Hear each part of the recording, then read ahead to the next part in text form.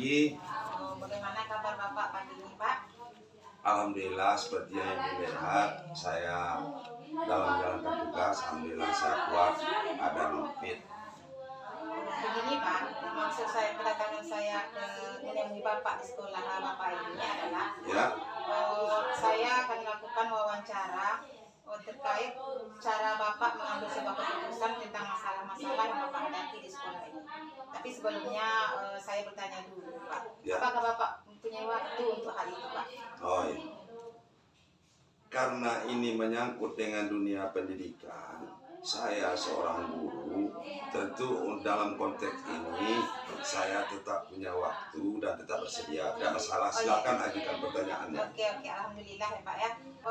Sebelum kita memasuki pertanyaan-pertanyaan yang akan saya lintarkan nanti ke Bapak, Ya, sebelumnya sebagai seorang pemimpin, Bapak pasti pernah mengambil sebuah keputusan Ya. terkait masalah-masalah yang Bapak hadapi di sekolah Bapak. ya, Saya minta Bapak bersedia untuk menceritakan agak sedikit Pak. ya, Boleh Pak, silakan. ya.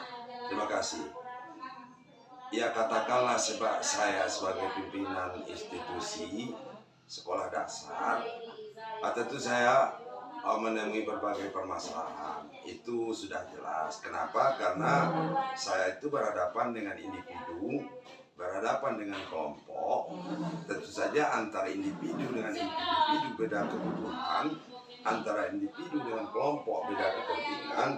Nah, di dalam nanti progres itu akan ada benturan. Nah, benturan dari kepentingan itu, baik itu benturan positif maupun benturan yang menguntungkan, baik yang negatif, tentu situ akan ada permasalahan timbul.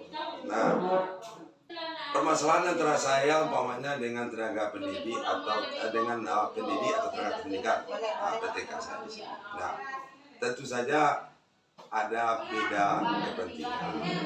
Kadang-kadang guru itu dia punya waktu, dia punya kemampuan, tetapi dia untuk mengaplikasikan itu dia tidak gesit. Maka dia nanti katakanlah lalai di dalam mengerjakan pekerjaan. Jadi itu permasalahan bagi saya. Ada yang ada PTK itu yang kemampuannya di bawah rata-rata, kesempatannya di bawah rata-rata, ditambah dengan dukungan emosional sosialnya kurang bagus, tapi dia rajin. Nah, ini juga permasalahan.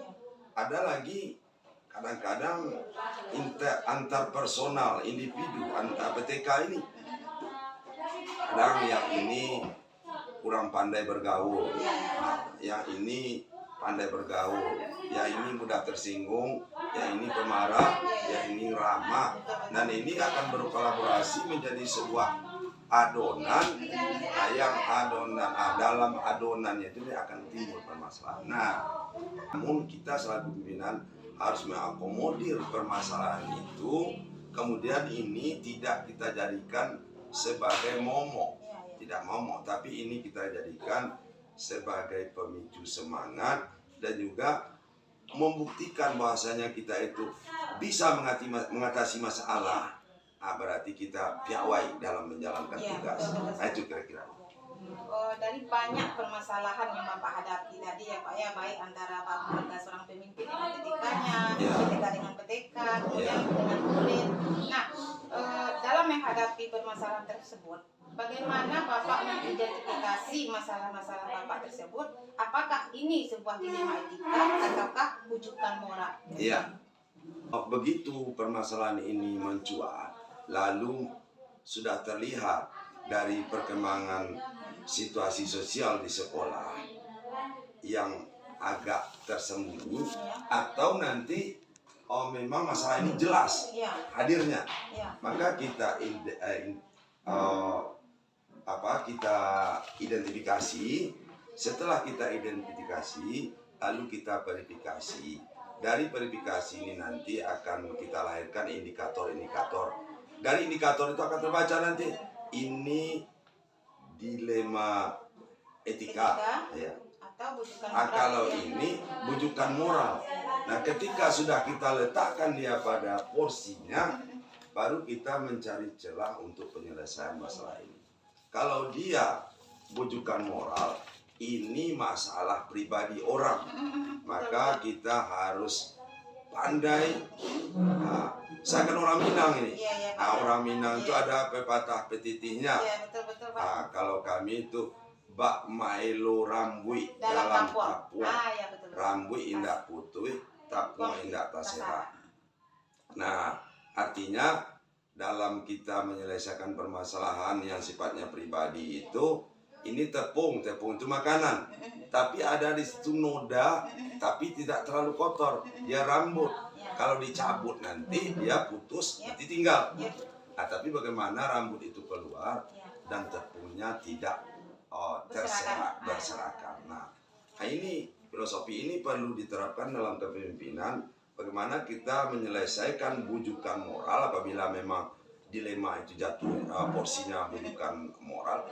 Nah, kita lakukan bimbingan privatisasi, artinya kita dekati dia secara pribadi dan usahakan dia bagaimana kita membuat dia terbuka.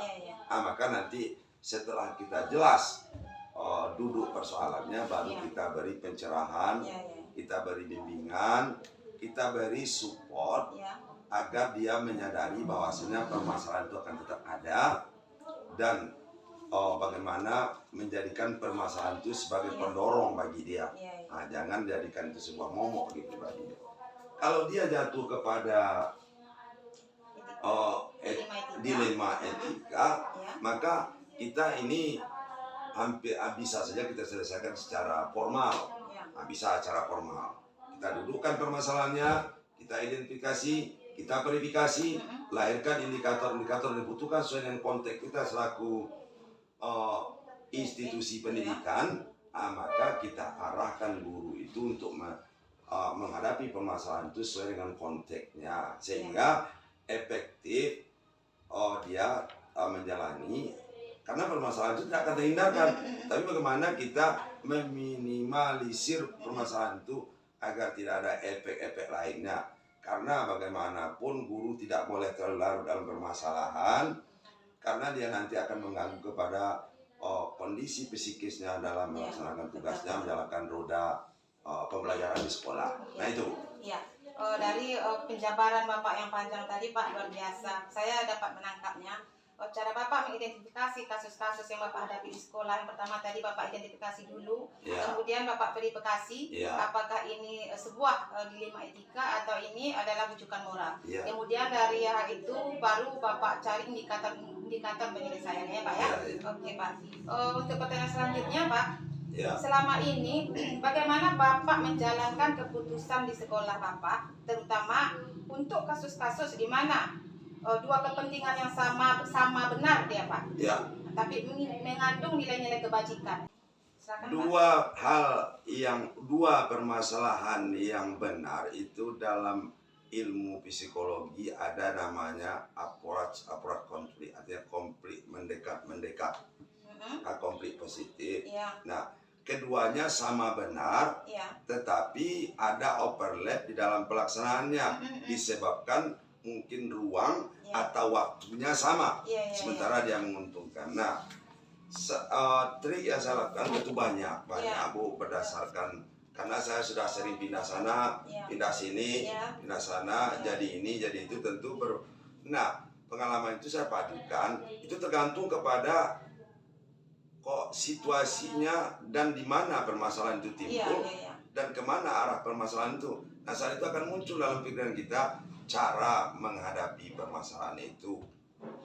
Nah, kalau umpamanya dia masuk kepada bujukan dilema etika, nah ini kita hadapi dengan cara bagaimana kita mendudukkan. Kita lihat dulu permasalahan itu. Kalau didudukkan secara bersama, itu hal umum yang bisa didudukkan secara bersama, karena kita akan ekspos nanti permasalahan di depan orang banyak. Sementara ada hal-hal tersendiri yang sifatnya pribadi, privasi, itu tidak mungkin kita ekspos di depan orang banyak. Nah, selaku pimpinan itu kita harus tahu itu, karena kalau kita bahas nanti permasalahan pribadi orang di depan orang banyak, siapapun dia pasti akan tersinggung. Tersinggung menimbulkan masalah baru.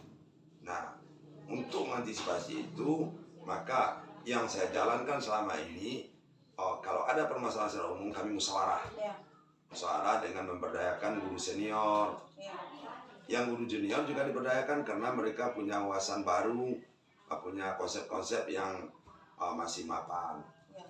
Nah, jadi kalau seandainya itu sudah jelas permasalahannya, hasil musyawarah itu akan kami jalankan bersama. Ya.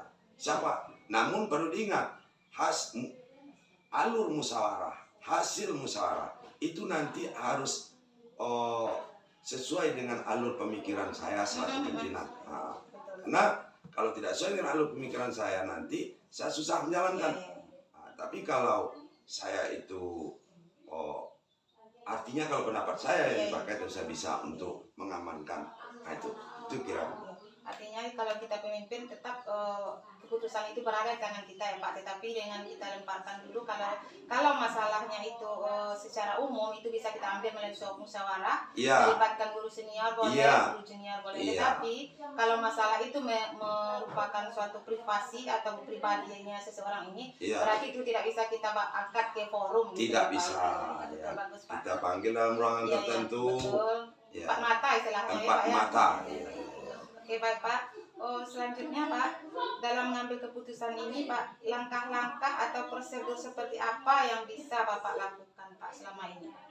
Langkah prosedur dalam mengambil keputusan, yang pertama ya musyawarah jelas. Kemudian membangun komunikasi untuk interview yang bagus dengan pemilik dilema ini, pemilik permasalahan ini, untuk menggali, untuk memantau akar atau penyebab dari permasalahan ini muncul sehingga bisa dicari jalan keluar. Tapi biasanya kalau masalah itu masalah positif, cuma tinggal lagi penerapannya sulit karena ruang dan waktunya sama, ini cenderung mudah diatasi. Kenapa? Karena para audien kita itu akan cenderung memaklumi semuanya, cenderung memaklumi. Yang susah itu kan permasalahannya negatif. Itu ada pihak yang rugi, sementara ini pihak yang diuntungkan. Nah, itu kira-kira. Terima kasih Pak. Berarti langkah yang Pak ambil itu pasti melalui musyawarah ya Pak. Kemudian membangun komunikasi yang efektif atau yang bagus lah dengan yang siapa tadi yang bermasalah ini, individunya ya Pak ya. Kemudian kita cari akar permasalahan itu sebenarnya apa ya Pak ya. Oke Pak.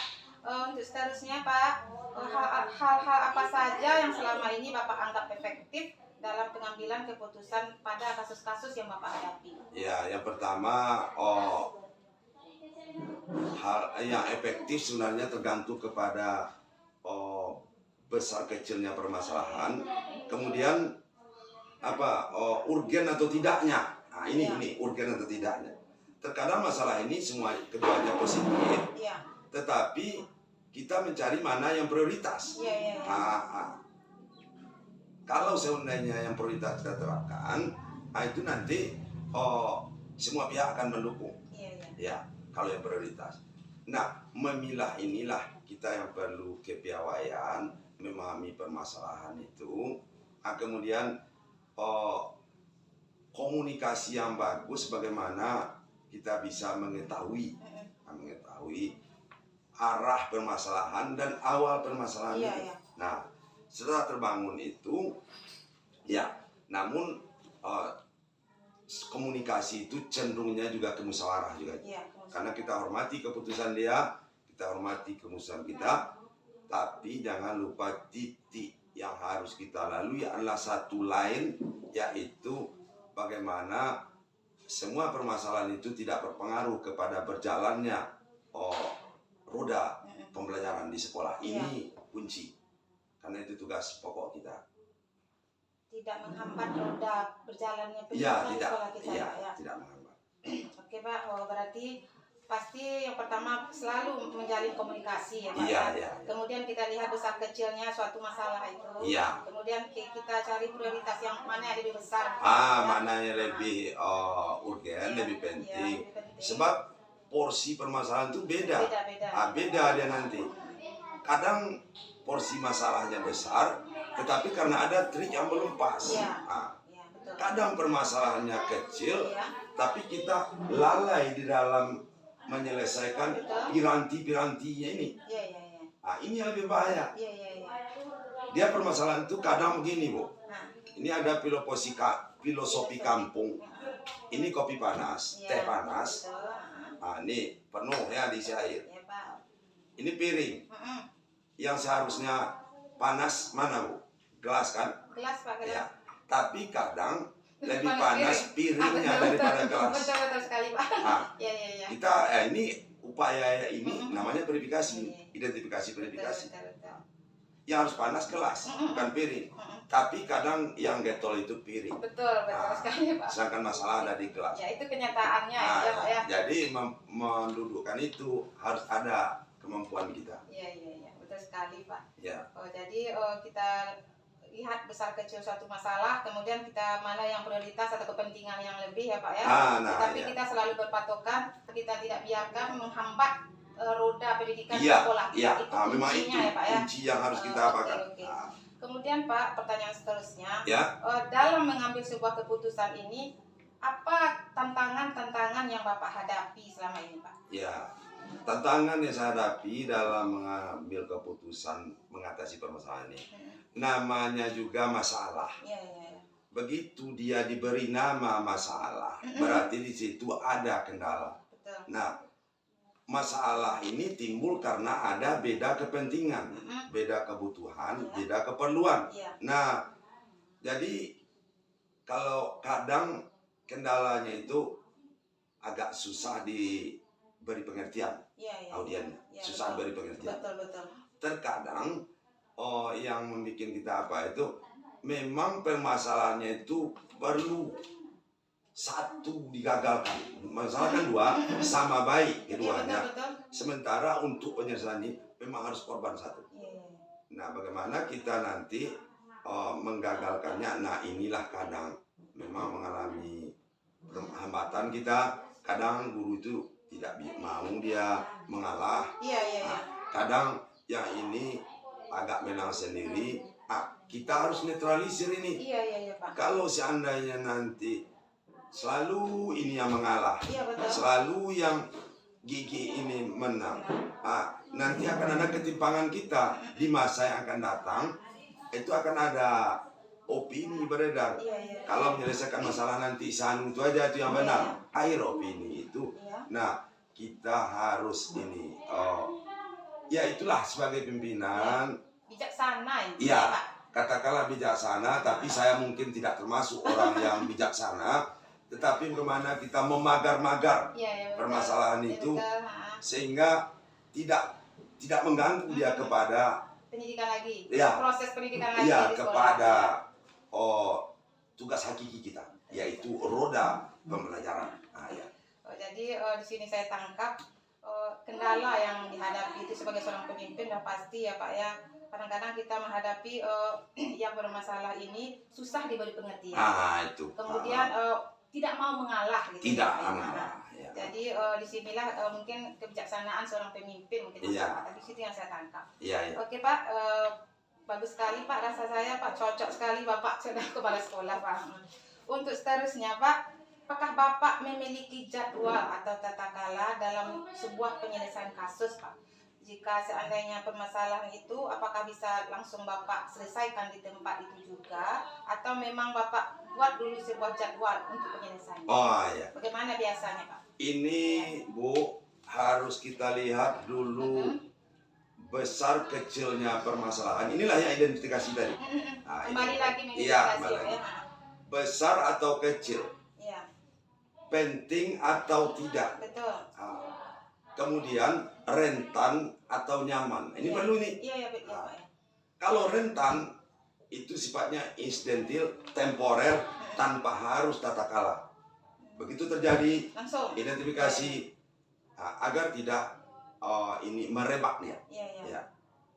Tapi kalau dia urgen Iya. dan umpamanya dia itu nanti akan berpengaruh kepada tugas pokok, nah ini harus diatasi cepat, Iya, iya. harus cepat. tak jadi jalan keluar. Kadang-kadang kita harus potong kompas. Iya. Nah, potong kompas artinya kita memang harus ada yang dalam tanda petik itu terlindas sedikit Iya. agar target tercapai. Target kita apa? Masalah selesai, pembelajaran Lancar. sukses. Ya itu. Kalau dari sisi lainnya kita lihat, tentu bisa kita baca apakah masalah itu bisa diselesaikan melalui forum. Betul. Nah, kalau masalahnya standar itu bisa selesaikan di forum biasa, Bisa. saling sebutkan, Iya. saling masuki, Iya. saling saran, Iya. biasa itu. Iya. Tapi kalau permasalahannya agak sensitif, Iya. walaupun itu dilema etika Etika. maupun bujukan moral, tentu diselesaikan di agak tertutup Iya, sedikit, betul. karena itu adalah privatisasi orang ya, privasi atau privatisasi Iya, orang iya. yang memang harus kita jaga Betul. demi keselamatan harga dirinya. Iya. Iya. Oh, jadi dengan pertanyaan yang saya lontarkan tadi, berarti Bapak di sini melihat atau mengidentifikasi masalah itu lagi ya Pak ya? Iya. Jika masalah itu rentan atau insidentil, berarti Bapak langsung menyelesaikannya. Iya. Kemudian kalau seandainya masalah terstandar, bisa kita angkat ke forum ya Pak ya? Tapi Iya. kalau masalah itu adalah masalah yang privasi atau pribadi, nah itu agak tertutup kita menyelesaikannya dengan yang bermasalah gitu. Itu yang saya tangkap ya Pak ya? Iya. Oke Pak, penjabaran yang panjang dan saya bisa memahaminya ya Pak ya. Ya. Untuk seterusnya Pak, dalam menyelesaikan masalah, apakah ada seseorang yang terlibat di dalamnya Pak, atau apa faktor-faktor yang memudahkan atau membantu Bapak dalam mengambil keputusan ini Pak? Iya. Di dalam mengambil keputusan untuk menyelesaikan permasalahan, tergantung kepada keadaan permasalahan itu. Iya. Kadang saya juga melibatkan teman senior saya untuk berkomunikasi, karena saya perlu menggali bagaimana latar belakang orang yang punya masalah ini. Karena kita secara sosial, konteks kita tentu karena kita dibatasi jarak, tentu kita tidak homogen dengan mereka. Maka kadang saya libatkan. Ini ya upaya saya itulah membangun komunikasi yang persuasif di dalam konteks tugas kita, dan juga bersosialisasi dengan efektif sesuai dengan waktu kita yang berkomunikasi. Ya, situasi tertentu itu memang kita harus ada bergurau senda, kadang harus ada komunikasi kocak kita, berguna untuk memecah suasana kejenuhan. Betul.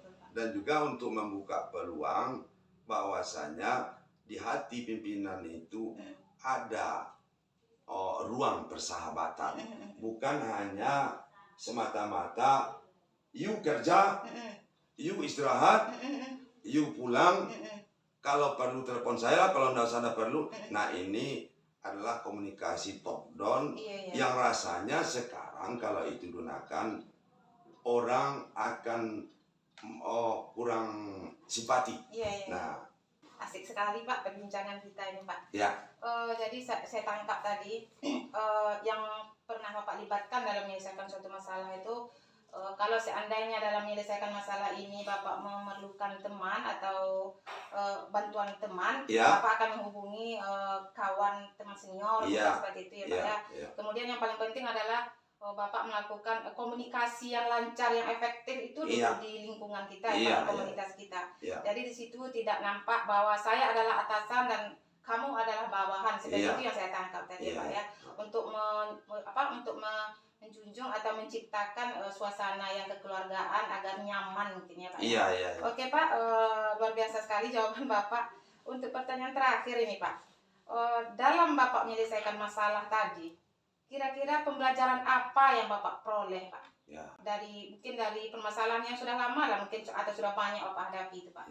Pembelajaran yang saya peroleh dalam begitu seringnya kita menyelesaikan masalah ada dua. Yang pertama, membuktikan eksistensi saya selaku pimpinan itu diakui oleh komunitas. Yang kedua, ada kepuasan saya Iya. karena begitu masalah ada, lalu saya selesaikan, lalu clear, dan masalah itu berubah dari tadinya ini permasalahan, kemudian dimodifikasi, diberdayakan, Iya. lalu dia berubah menjadi sebuah kekuatan atau Iya. support Iya, iya. bagi komunitas pendidikan di sekolah kita ini. Iya. Ini yang membanggakan saya, Iya. dan inilah sebuah kepuasan, dan inilah pengalaman dari hasil mengatasi permasalahan. Itulah hikmah-hikmah yang diperoleh. Di samping itu, dengan permasalahan yang ada, lalu kita atasi dengan kiat-kiat kita, didukung oleh wawasan dan pengetahuan kita, maka ini merupakan kekuatan dan tambah pintar kita setelah itu. Bertambah apa kita? Semakin mahir Semakin mahir kita menyelesaikan masalah. Iya. Ya. Kalau ini permasalahannya ke sini, Iya. kalau ini ke sini. Oke, bagus apa sekali Pak, mantap sekali rasanya Pak kalau saya dengar ya Pak ya. Jadi pembelajaran yang bisa Bapak peroleh dari pengambilan keputusan yang Bapak lakukan selama ini, Bapak bisa Bapak memiliki suatu kebanggaan. Ya. Kenapa bangga? Kenapa jadi dari suatu masalah Bapak bisa mengubahnya menjadi sesuatu kekuatan diri, Ya. bahwa saya mampu menyelesaikan masalah ini Ya. dengan pengalaman mungkin, dengan pengetahuan, wawasan, Iya. tambah lagi didukung oleh komunitas kita ya Pak ya. Iya. Oke Pak, saya rasa perbincangan kita ini luar biasa sekali Pak. Di sini pun saya bisa mengambil pelajaran bahwa ternyata menjadi seorang pemimpin itu harus mempunyai banyak wawasan, kemudian harus tegas juga dalam mengambil suatu keputusan ya Pak ya. Betul. Selain itu kita harus bisa menjalin komunikasi yang baik dengan bawahan, artinya guru-guru kita, teman sejawat kita. Nah, di sini adalah suatu pembelajaran bagi saya seorang guru, bagaimana sebenarnya nanti menjadi seorang pemimpin itu butuh modal yang sangat hebat gitu. Iya. Oke Pak, alhamdulillah, terima kasih banyak Pak saya ucapkan kepada Bapak yang telah bersedia saya wawancarai dengan waktu mungkin ada 30 menit, tetapi saya puas dengan pertanyaan-pertanyaan dan jawaban yang Bapak berikan. Iya. Sekali lagi Pak, terima kasih banyak Pak. Iya Bu, sama-sama. Selamat sukses Bu. Amin, alhamdulillah.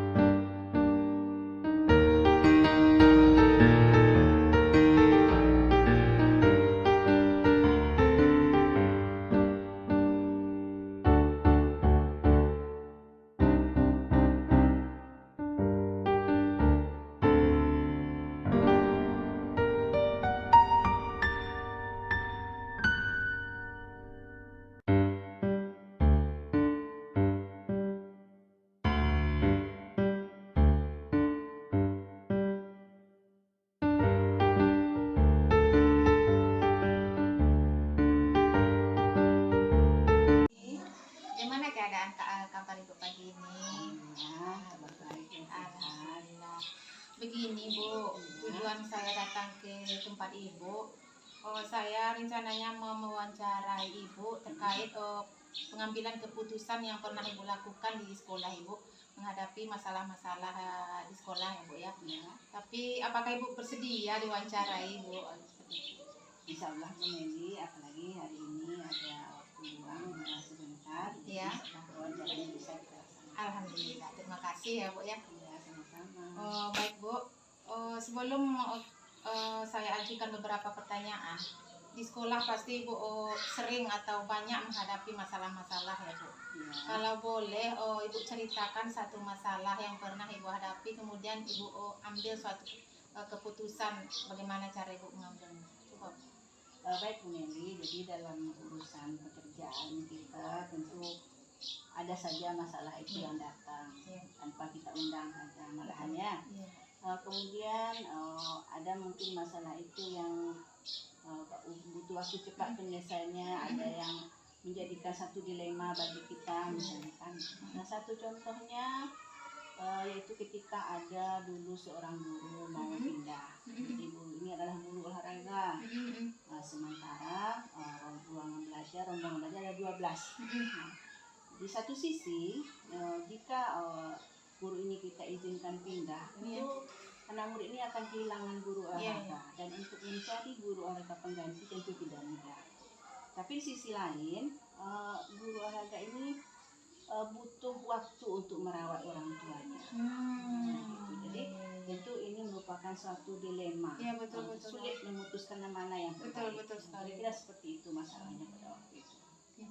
Berarti agak rumit juga ya Bu ya. Oke Bu, juga. saya sudah mendengar permasalahan yang Ibu hadapi Bu. Nah,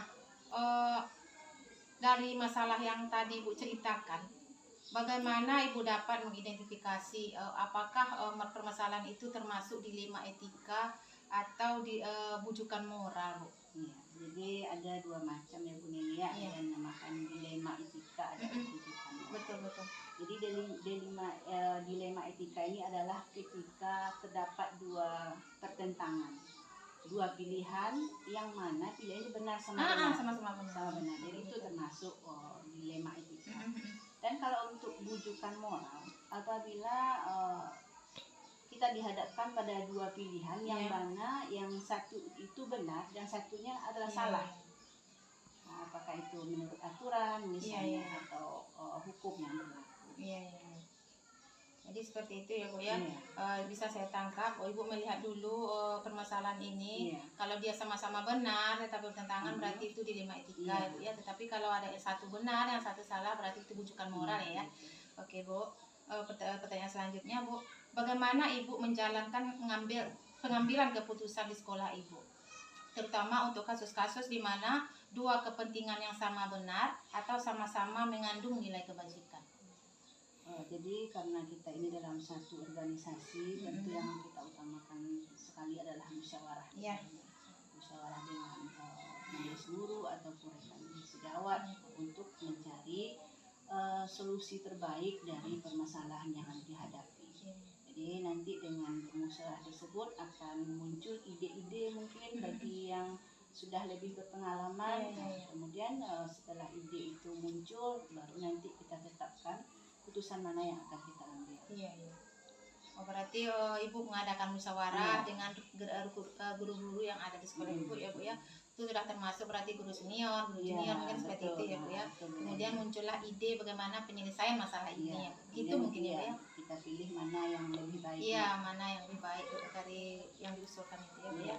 Kemudian langkah-langkah atau prosedur seperti apa yang biasa Ibu lakukan selama ini? Kalau langkah-langkah tentu kita harus menganalisa dulu permasalahannya, itu yang utama. Nah, kemudian melihat siapa yang terlibat di permasalahan tersebut. Kemudian jika keputusannya kita ambil, kemudian apa akibatnya.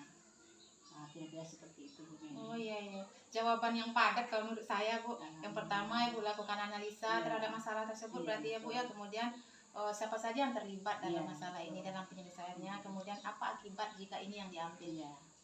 Mantap kalau menurut saya Bu, berarti jawaban Ibu itu singkat tapi padat gitu Bu. Oke, terima kasih. Baru belajar namanya Bu Meli. Kami yang belajar Bu. Oke Bu, pertanyaan selanjutnya, selama pengambilan keputusan, bagaimana yang Ibu anggap efektif dalam penyelesaian masalah ini, bagaimana Bu pengambilan keputusan? Untuk pengambilan keputusan yang efektif, yang pertama tadi yaitu musyawarah tadi Bu Nili. Iya, iya, iya. Jadi memang harus ada kolaborasi, kerjasama untuk menghasilkan satu keputusan yang lebih efektif. Yang mana nanti diharapkan jika ini adalah dilema etika yang sama-sama mengandung nilai benar, Betul. tentu kita menginginkan solusi yang menang sama menang dan Betul, tidak ada betul. yang dirugikan. Iya, iya. Nah, demikian Bu Nili. Berarti yang paling efektif itu adalah musyawarah. Iya, musyawarah. Oke, Bu. Seterusnya Bu, dalam pengambilan keputusan, kira-kira apa saja yang merupakan tantangan bagi Bu? Ya. Tantangan dalam pengambilan keputusan tentu ada ya Bu Neli. Pasti. Salah satunya nanti mungkin ada konflik batin. Bisa saja nanti karena kita lebih mengutamakan rasa peduli, tapi itu bertentangan dengan nilai-nilai kebajikan yang sudah pernah kita jalankan misalnya. Tapi karena ini juga penting bagi seseorang atau beberapa pihak nanti mungkin itu akan dilanggar. Ya. Jadi kita mendahulukan atau artinya ini berbasis kepada hasil akhir atau untuk kepentingan orang banyak. Ya. Berarti adanya tantangan yang paling menonjol itu adanya konflik batin. Iya. Ya, kok rasa-rasa ada yang bertentangan dari keputusan yang kita ambil. Kemudian satu lagi bisa saja nanti ada artinya yang pro kontra. Pro kontra. Ya, pro kontra. Jadi jika suatu aturan sudah kita tetapkan, terdapat nanti pengecualian karena beberapa hal yang sudah kita Betul. pertimbangkan. Iya. Nanti ada yang pro, ada yang kontra dengan keputusan yang diambil. Pro kontra tersebut merupakan suatu tantangan juga ya Bu ya, sebagai pemimpin ya. Oke Bu. Luar biasa jawaban Ibu. Untuk seterusnya, dalam pengambilan keputusan ini, apakah Ibu mempunyai tata kala atau jadwal di mana ada suatu masalah ini langsung diselesaikan atau memang dibuat jadwalnya kapan diselesaikan? Seperti itu, Bu. Jadwal khusus mungkin tidak ada ya Bu Neli ya. Jadi tergantung permasalahan yang dihadapi. Mungkin ada yang bisa butuh penanganan cepat itu langsung diselesaikan, namun tetap menganalisa dulu permasalahannya. Kemudian ada juga mungkin yang agak ditunda sedikit penyelesaiannya, yang mana tujuannya adalah supaya keputusan diambil itu lebih efektif. Iya, luar biasa Bu. Berarti tergantung permasalahannya ya Bu ya. Kalau seandainya bisa langsung, ya udah langsung diselesaikan. Itu butuh waktu cepat. Iya, butuh waktu cepat. Namun demikian tetap kita menganalisa dulu. Iya, dianalisa dulu. Melihat titik permasalahan di mana. Iya. Tapi butuh waktu yang cepat dulu. Oke Bu, terima kasih. Untuk pertanyaan selanjutnya Bu, dalam penyelesaian permasalahan, mengambil keputusan itu, apakah Ibu memiliki seseorang mungkin yang bisa membantu atau ada faktor-faktor yang lain dalam penyelesaian masalah ini? Iya. Dalam penyelesaian masalah tersebut, faktor yang mendukung kalau di sekolah ini ya Bu Nelia, artinya ada hubungan baik atau kolaborasi yang bisa diandalkan lah tidaknya dengan guru-guru yang ada di sekolah ini. Sehingga nanti ketika diminta untuk membantu mencarikan solusi atau ide-ide itu bisa jalan Bu Neli. Kemudian lagi jika seandainya masih terkendala itu biasanya nanti kita komunikasi dengan atasan atau pengawas. Supaya nanti bisa dicarikan solusi terbaik. Berarti tergantung masalah lagi ya Bu ya. Jadi seseorang itu mungkin dibutuhkan jika memang diperlukan. Tapi yang pasti guru-guru itu terlalu dilibatkan. Oke, luar biasa jawaban Ibu. Untuk pertanyaan terakhir ini Bu. Yang terakhir dari pengambilan keputusan selama ini, selama Ibu memimpin, pembelajaran apa kira-kira Bu yang Ibu peroleh selama ini? Pembelajaran dan pengambilan keputusan ini yang pertama memang di setiap ada keputusan itu memang harus dianalisa dulu, kemudian lihat siapa yang terlibat, kemudian lagi mungkin kita melihat maksudnya itu antara siapa permasalahan ini, apakah nanti kepentingan individu dan kelompok atau lebih mengutamakan rasa keadilan misalnya kan, atau kesetiaan atau berbasis kepada peraturan yang harus dijalankan. Kemudian lagi setelah kita putuskan apa yang akan kita tempuh tersebut, maka kita laksanakan dan ini bisa nanti menjadi pedoman bagi kita memutuskan permasalahan selanjutnya. Apakah Maksudnya cara seperti ini masih bisa kita Iya, terapkan betul-betul. atau kurang efektif, Iya, kita betul. cari lagi yang lebih efektif. Iya. Jadi bisa menjadi pedoman langkah berikutnya. Memang banyak pembelajaran yang bisa diperoleh Bu ketika Iya. kita ya Bu ya. Yang saya tangkap tadi pembelajarannya kita mampu menganalisa tentang permasalahan Iya. tersebut, bagaimana siapa saja yang terlibat, kemudian setelah kita putuskan suatu keputusan itu bisa kita jadikan pedoman Iya. jika nanti ada Jika- permasalahan-permasalahan baru Iya, kalau dia betul. cocok ya Bu ya. Iya. Oke, pembelajarannya luar biasa kalau menurut saya Bu. Oke Bu, diskusi kita atau wawancara kita ini sangat menarik kalau menurut saya Bu. Kemudian cara Ibu mengambil keputusan pun menjadi pembelajaran pula bagi saya sebagai seorang guru Bu. Ternyata menjadi seorang pemimpin itu memang harus bijaksana ya Bu ya. Iya. Oke Bu, terima kasih Bu. Banyak belajar. Banyak belajar Bu. Terima kasih ya Bu ya. Sama-sama.